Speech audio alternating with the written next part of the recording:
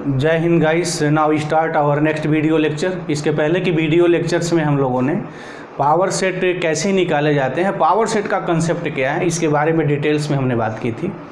कैसे अगर कोई सेट दिया गया है तो उस सेट के हम पावर सेट कैसे निकालेंगे, how can you find, details में बात हुई थी। अब इसमें जो सेट थ्योरी की दुनिया में एक चीज़ और है, वो है कि ऑपरेशन ऑन सेट का कंसेप्ट क्या है। What is the concept of the operation on set. तो थोड़ा हम ऑपरेशंस की यहाँ बात कर लें। वैसे ऑपरेशंस ऑलरेडी एक बाइनरी ऑपरेशंस है हम लोगों का, जिसको हम लोग डिस्कस करेंगे, बट यहाँ थोड़ा एक हम लुक आइडिया अपनी करें ऑपरेशन पे। ऑपरेशंस की मीनिंग जो ऑर्डिनरी चीज़ है वो हमारा एडिशन, सब्ट्रैक्शन, डिवीज़न और मल्टीप्लिकेशंस। तो जनरली हम लोग ऑपरेशंस का मतलब यही होता है, बट डिफाइंड ऑपरेशंस भी होते हैं। जब बाइनरी ऑपरेशंस पढ़ाए जाते हैं तो उसमें काफ़ी डिटेल्स में ऑपरेशंस की बातें आती हैं। अभी जो मुझे ऑपरेशंस यहाँ समझना है, या जो हम लोग जानते हैं, फेमिलियर हैं, वो ऑपरेशंस का मतलब एडिशन, सब्ट्रैक्शंस, मल्टीप्लिकेशंस, डिवीजन्स की बात है। यानी ये जो सिंबल है, दिस इज एडिशन, जिसको हम लोग जानते हैं, इसको ऑपरेशन कहते हैं। और ये ऑपरेशन हमेशा दो नंबरों के बीच में लगता है, तो वेल फेमिलियर है हम लोग से। 2 और 3 है, इनके बीच में ये ऑपरेशंस लगा दें तो जो रिजल्ट आता है वो 5 होता है। तो इसी तरीके से हमारे जो ऑपरेशन हैं सेट में, हम कैसे ऑपरेशंस डिफाइंड करेंगे, सेट की दुनिया में ऑपरेशंस कैसे क्रिएट किया गया है, उसको थोड़ा हम लोग समझते हैं, देखते हैं। तो ऑपरेशन ऑन सेट क्या है ये, ऑपरेशन ऑन सेट ये कैसे चलते हैं। तो इसमें जो पहला है, फर्स्ट, उसका नाम है यूनियन ऑफ सेट्स। व्हाट्स ये यूनियन ऑफ सेट्स क्या है, यानी ऑपरेशन ऑन सेट में जो एक पहला नाम है वो यूनियन है। अच्छा, अगर यूनियन की हम लोग बात करें, यूनियन का मतलब होता है सम्मिलित, सबको एक साथ कर लिया जाए। जैसे कहा जाता है कि फला ये यूनियन है, तो जो यूनियन का जो कंसेप्ट है वहाँ यही है कि सबको एक साथ करना है। तो सबको एक साथ करना, सेट की दुनिया में सबको एक साथ क्या करना है, मतलब ये हुआ कि यूनियन का जो हमारा कंसेप्ट है, अगर मेरे पास सेट दिए गए हैं तो उस सेट का यूनियन की मीनिंग क्या होगी, तो पहले हम उसको थोड़ा डिफाइंड कर लें, उसके बाद तब उसको हम एक्सप्लेन कर रहे हैं। नाउ फर्स्ट डिफाइंड हियर, क्योंकि मैथमेटिक्स की दुनिया में डिफिनीशन और रिजल्ट ही तो है जो सारे रहस्यों को खोलते हैं। तो what is the definitions of the union of sets. The union of 2 sets, कोई भी सेट्स नाम दे रहे हैं, A and B is denoted by A union B। ये जो यूनियन यू लेटर लिखा गया है पहला, वो सिंबल हम लोग यहाँ से पिकअप कर लेते हैं। तो this is the denotation of the union, इसे डिनोट करते हैं। And it is defined as, कैसे डिफाइंड किया जाता है भाई, defined as A union B is equal to X such that X belongs A और X बिलोंग्स B। ये बात होती है मेरी। यूनियन का मतलब हमारा यही है कि अगर हमारे पास सेट्स दिए गए हैं तो हम यूनियन कैसे निकालते हैं। उस सेट्स के सारे एलिमेंटों को आप कलेक्ट कर लीजिए, जितने भी सेट दिए गए हैं, तो वो उसका यूनियन कहा जाता है। मीनिंग हमारी ये हो गई कि अगर ये सेट है और बी कोई सेट है और इनका मुझे यूनियन निकालना है, तो यूनियन कैसे निकालेंगे। A union B is equal to x, वो एलिमेंट लिखेंगे। कौन एलिमेंट है भाई, जो ये ए में है और बी में है। मीनिंग क्या हो गई कि ए और बी के एलिमेंटों को पूरा उतार के लिख दिया जाए तो मेरा यूनियन हो जाएगा। अगर इस डिफिनीशंस को मैं एग्जांपल एक दे दूं इस डिफिनीशंस पे, जैसे हम कोई भी एक सेट कंसीडर कर लें, 1 2 3 4 0, ये हमने सेट ले लिया। और एक बी सेट अगर ले लें, x ले लें, y ले लें, 2 ले लें, 5 ले लें, 6 ले लें, ये मेरा है, कोई भी 2 सेट है हमारा। तो यूनियन कैसे डिफाइंड होगा, व्हाट, ये union B is equal to what, क्या बात है यहाँ कही गई है, यूनियन में x बिलोंग्स A और x बिलोंग्स B। मीनिंग क्या है कि A और B में जो एलिमेंट्स हैं उनको लिख लिया जाए, या तो A में है या B में है या दोनों में है, ये भी बात होती है। तो मतलब हमारा ये होगा कि एक एलिमेंट को पिकअप कर लीजिए, पूरा उतार लीजिए जो भी है, उसके बाद B के एलिमेंट्स को लिख लीजिए, उतार लिया हमने, x y 2 5 6, बट सबको पता है सेट की दुनिया में एलिमेंट का रिपीटिशंस नहीं होता है, 2 बार नहीं लिखते हैं। जैसे 2 यहाँ आ गया, 2 यहाँ आ गया तो एक ही बार लिखा जाएगा। तो क्या करते हैं, इस 2 को हटा देते हैं, क्योंकि जैसे 2 हुआ तो एक्चुअल में इस सेट का मतलब ये हुआ मेरा 1 2 3 4 0 x y 2, तो 2 ऑलरेडी है तो एक ही टाइम लिखा जाएगा 5 6। तो दिस इज द यूनियन। अब इस डिफिनीशंस पे आ गया, जैसे 3 बिलोंग्स ए यूनियन बी है तो इसकी मीनिंग क्या होगी, 3 या तो ए में होगा, 3 या बी में होगा, या 3 दोनों में हो सकता है। लेकिन जब सेट बना के लिखेंगे, जैसे यहाँ देखें कि ये 2 एलिमेंट जो है, एलिमेंट जो 2 है वह ए में भी है और यही 2 मेरा बी में भी है। लेकिन जब हम यूनियन बनाएंगे तो 2 को एक ही टाइम से लिखेंगे, क्योंकि सेट थ्योरी की दुनिया में एलिमेंट तो रिपीटिशंस होते नहीं हैं, एक ही टाइम लिखे जाते हैं। तो अब इस डिफिनीशंस को हम एक प्रैक्टिकल डिफिनीशंस की बात कर रहे हैं, मतलब जिसका यूनियन में हम लोग यूज करेंगे क्या है उस चीज़ को मैं यहाँ लिख दूँ। ये तो हो गया एक प्रॉपर डिफिनीशंस, बट वो डिफिनीशंस मैं यहाँ लिख दूँ जो इस बात को बिल्कुल क्लियर कर दें ए यूनियन बी का मतलब क्या होता है, कैसे सारे लोग इसको समझेंगे, कैसे सब लोग इसको इम्प्लाई कर लें, वो डिफिनीशंस मैं अब यहाँ दे रहा हूँ। ए यूनियन बी का मतलब ये होता है इसमें वो एलिमेंट होगा सच दैट कैसा होगा, either x belongs A or x belongs B or x belongs A and x belongs B. ये बात हो गई। अब ये हमने जो डिफिनीशंस दिया है this is the complete definitions of the A union B. हालांकि ये जो मैंने लिखा हुआ है ये इसी में समाहित हो जाता है, बट इसकी क्लियरिटी और क्लियर हो जाए उसको हम लोग ऐसे लिखते हैं। अब इसकी मीनिंग क्या है थोड़ा हम इसको एक्सप्लेन कर दें। What is the A union B. A union B में मैं वो एलिमेंट लिखूंगा, कौन एलिमेंट है भाई, आइदर x बिलोंग्स ए जो या तो ए में है, or x belongs B or B में है, or x belongs A and B. इसकी मीनिंग यही होती है कि अगर कोई ये कहे कि x ए यूनियन बी में है तो उसकी मीनिंग क्या होगी, उसकी मीनिंग ये होगी या तो x ए में होगा, अगर x ए में नहीं है तो x बी में होगा, या ये भी पॉसिबिलिटी हो सकती है कि x दोनों में हो, ए में हो और बी में हो। तो लिसनर मुझे उम्मीद है कि वो इस डिफिनीशंस को नोट करें, और आगे जब हम लोग बहुत सारी चीज़ों की बात करेंगे तो बड़े ये इंपॉर्टेंट रोल प्ले करेंगे इस टाइप की डिफिनीशंस। इस टाइप की डिफिनीशंस तो है, एक्चुअल में डिफिनीशन है ही है, बट ये डिफिनीशंस मोर क्लियर सारी चीज़ को क्लियर कर देती है। जैसे कि अगर x बिलोंग्स कहीं लिखा गया, हम बहुत सारे रिजल्टों को जब प्रूफ करेंगे तो ये डिफिनीशंस का इंपॉर्टेंस क्या हम ऑटोमेटिक क्लियर हो जाएगा। तो अगर ये डिफिनीशंस इसी समय दिमाग और दिल में बैठ जाए तो फर्दर अभी कोई प्रॉब्लम ही नहीं होगी। जैसे कहीं अगर ये बात आई x belongs A union B है तो इसकी मीनिंग क्या लिखी जाएगी, what is the meaning of this. इसकी मीनिंग ये होगी, स्टूडेंट इसकी मीनिंग ये समझेंगे कि x जो एलिमेंट है या तो वो ए में होगा, अगर ए में नहीं है तो बी में होगा, या ऐसा भी हो सकता है कि ये दोनों में हो। जैसे यहाँ मैं बात देखूँ, अगर मैं कोई एलिमेंट यहाँ 3 belongs A union B pick up कर लूँ, ए यूनियन बी में 3 एलिमेंट्स है, तो इसका मतलब क्या होगा, इससे हम क्या क्या चीज़ों को लिख सकते हैं या क्या क्या आउटकम आएगा। 3 बिलोंग्स ए यूनियन बी का मतलब है बाय दिस डिफिनीशन या तो 3 ए में है, अच्छा अगर 3 ए में नहीं है तो फिर 3 बी में होगा, या ऐसा हो सकता है कि 3 ए यूनियन बी 3 मेरा दोनों में हो। तो मुझे उम्मीद है कि ये यूनियन का जो कंसेप्ट है जो मैथमेटिक्स में बड़ा मायाजाल के रूप में आ जाता है, जब आगे की चीज़ें बड़े सारे रिजल्ट प्रूफ किए जाते हैं तो वहाँ जो बिगिनर स्टूडेंट है बड़ा बहुत प्रॉब्लम में आ जाता है, इस चीज़ें उसको बड़ा क्लियर कट नहीं कर पाती हैं। तो उसके लिए हमने एक क्लियर कट आइडिया रख दी है कि जब भी ये यूनियन बी की बात आएगी तो इसी चीज़ को बी कीप इन माइंड। अगर ये चीज़ दिमाग में है तो फिर किसी रिजल्ट को प्रूफ करने में वेरी इजी, बड़ा आसान चीज़ें होंगी।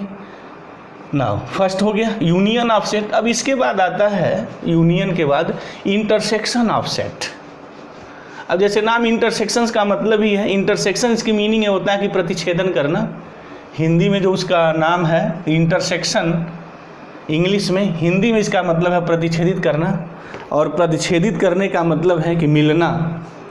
प्रतिच्छेद करने का मतलब जल्दी इंटरसेक्शंस लाइन के कंसेप्ट में यूज किया जाता है। जियोमेट्री की 2 लाइन इंटरसेक्ट करती हैं, मतलब 2 लाइनें कहाँ पे मिलती हैं, यानी वो कौन कॉमन पॉइंट है जहाँ पे लाइनें मिलती हैं, वही हमारा इंटरसेक्शंस का कंसेप्ट है। तो वही बात कुछ ऐसा है यहाँ, इंटरसेक्शन ऑफ सेट की भी मीनिंग है। तो दूसरा सेकेंड जो ऑपरेशन है, ऑपरेशन की दुनिया में ये बात आती है इंटरसेक्शन ऑफ सेट्स।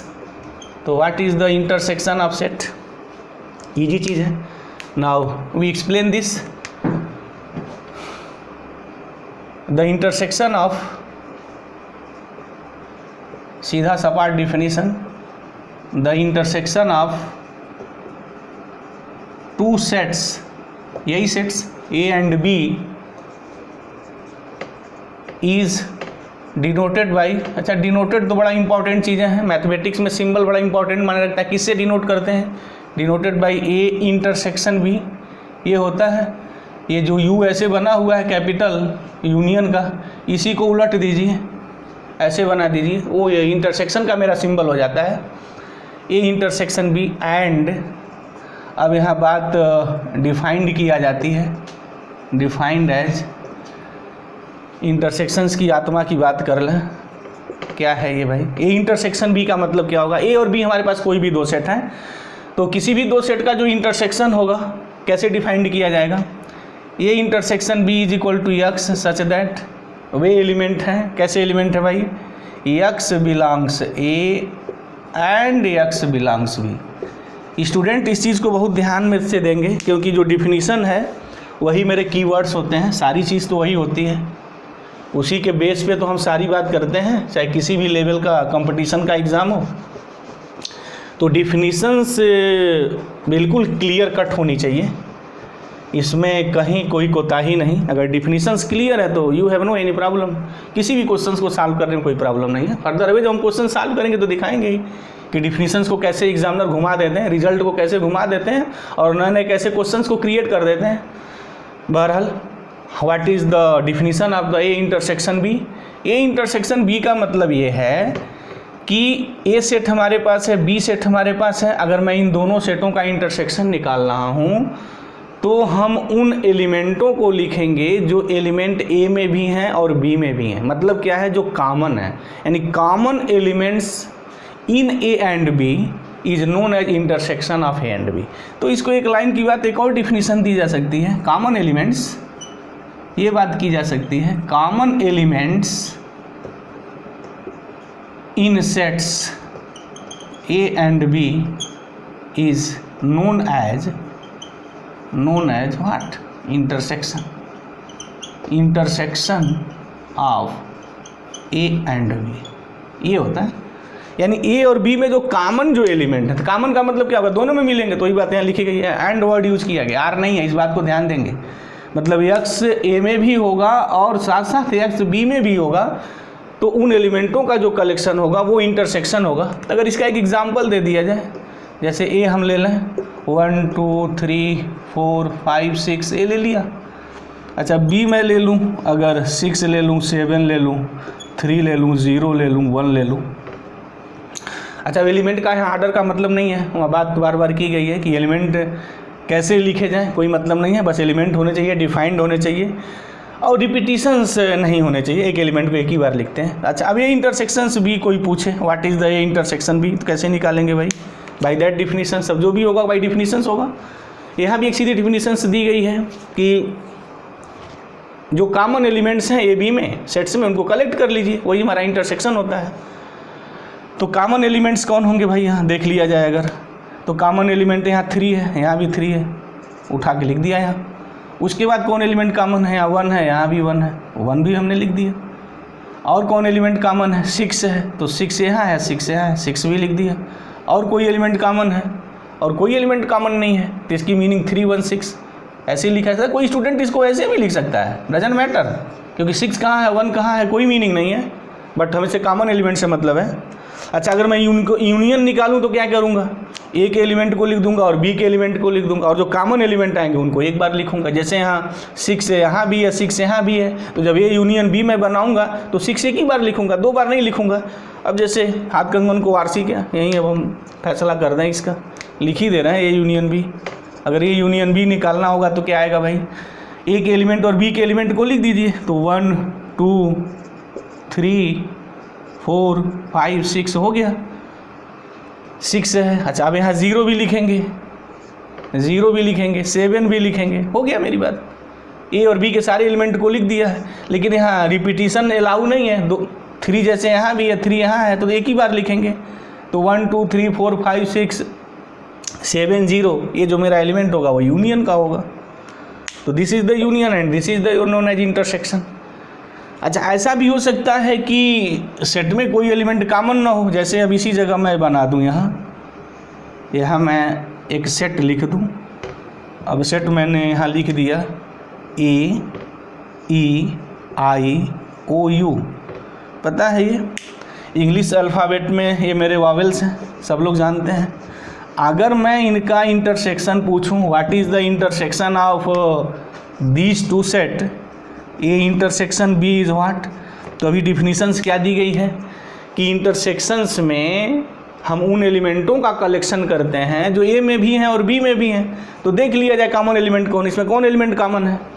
तो सीधी सपाट बात है, सीधे कोई एलिमेंट कॉमन नहीं है। तो कोई एलिमेंट कॉमन नहीं है तो फिर क्या लिखेंगे भाई, सेट तो लिखना ही है, ये इंटरसेक्शन बी सेट होगा।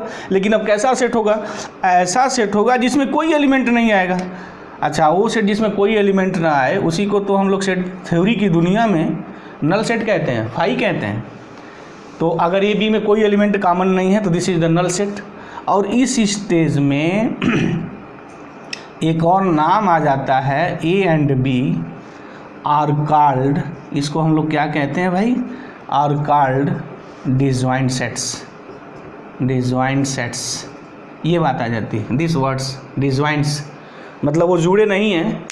इंटरसेक्शंस का मतलब कॉमन से मतलब है। अब एलिमेंट कोई कॉमन ही नहीं है मतलब इंटरसेक्शन ही नहीं हो रहा है, मतलब वो ज्वाइंट ही नहीं है। जब ज्वाइंट होंगे तभी तो इंटरसेक्शन का कंसेप्ट आएगा, यानी मीनिंग मेरे डिसज्वाइंट हो गए। ए बी में कोई एलिमेंट कॉमन नहीं है। तो this is the concept of the your intersection of the two sets. तो मुझे उम्मीद है कि ये इंटरसेक्शंस की बात क्लियर हो गई होगी।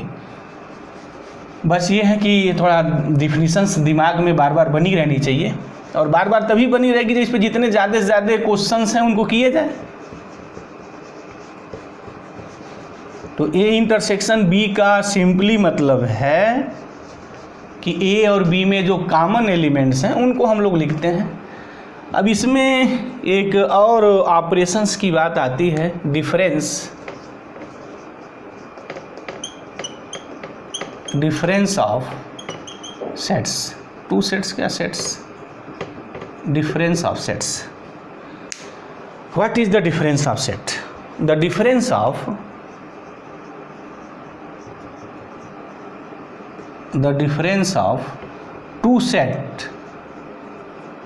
two sets A and B is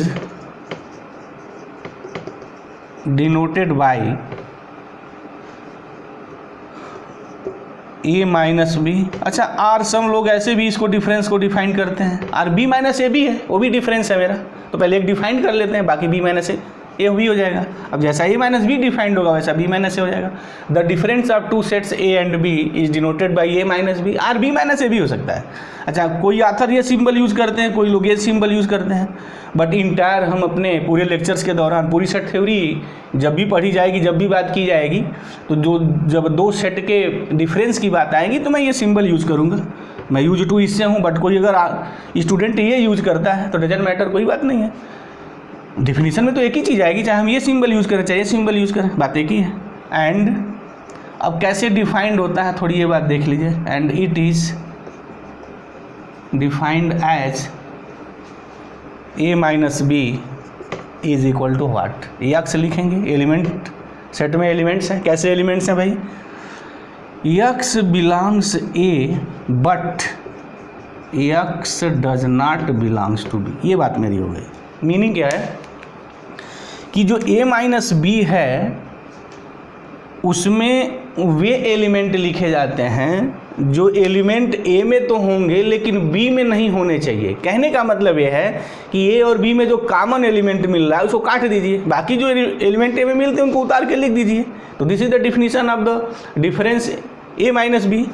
अच्छा, इसी तरीके से हम लोग b माइनस ए कैसे डिफाइंड करेंगे भाई, व्हाट b माइनस ए। अब b माइनस ए में similar concept here, b minus A में हम उन एलिमेंटों को लिखेंगे जो एलिमेंट b के तो हैं बट एलिमेंट जो हैं वो a के नहीं हैं, a में नहीं होने चाहिए। ये बात हो गई। तो this is the definition of the difference of the sets.